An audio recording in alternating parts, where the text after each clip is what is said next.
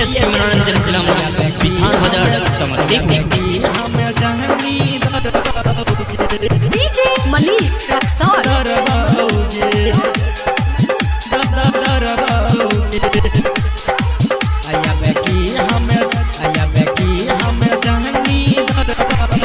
हमर दिल कराई छोगे अम्मी आया बेटी हमें जंगी दरबाओगे हमें जंगी दरबाओगे। हमर दिल कराई छोगे अम्मी आया बेटी हमें जंगी दरबाओगे।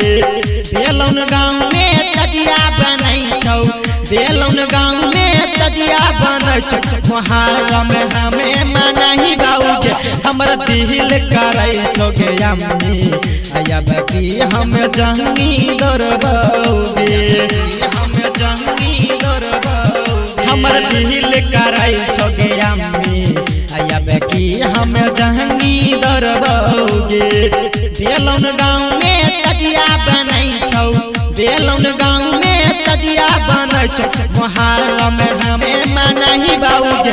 हमर दिल कराई छोगे अम्मी आया बेटी हमें जंगी दरबाओगे। डीजे मनीष रक्सौल। आया बेटी हमें जंगी दरबाओगे। हिंदू मुसलमान मिलके मनेबे हमें मुहर्रम गे पार्वती पर जाई के खाई पैया पानी काला गे खाई पैया पानी काला। हिंदू मुसलमान मिलके मरबे हमें मुहर्रम गे पार्वती पर जाई के खाई पैया पानी काला गे।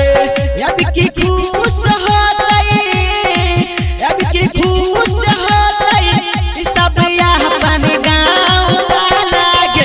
हमर दिल कराई छोगे अम्मी आया बेटी हमें जंगी दरबाओगे। हमर दिल कराई छोगे अम्मी आया बेटी हमें जंगी दरबाओगे हमें जंगी दरबाओगे आया बेटी हमें जंगी दरबाओगे।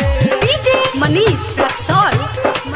बीएसपी मनोरंजन फिल्म बिहार बाजार समस्तीपुर।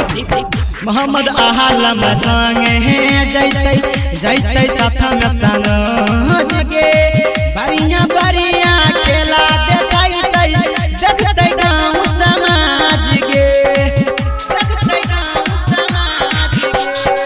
मोहम्मद आलम साथ में जैते जैते संग सनोज गे बढ़िया बढ़िया खेला देखते देखते गाँव समाज गे।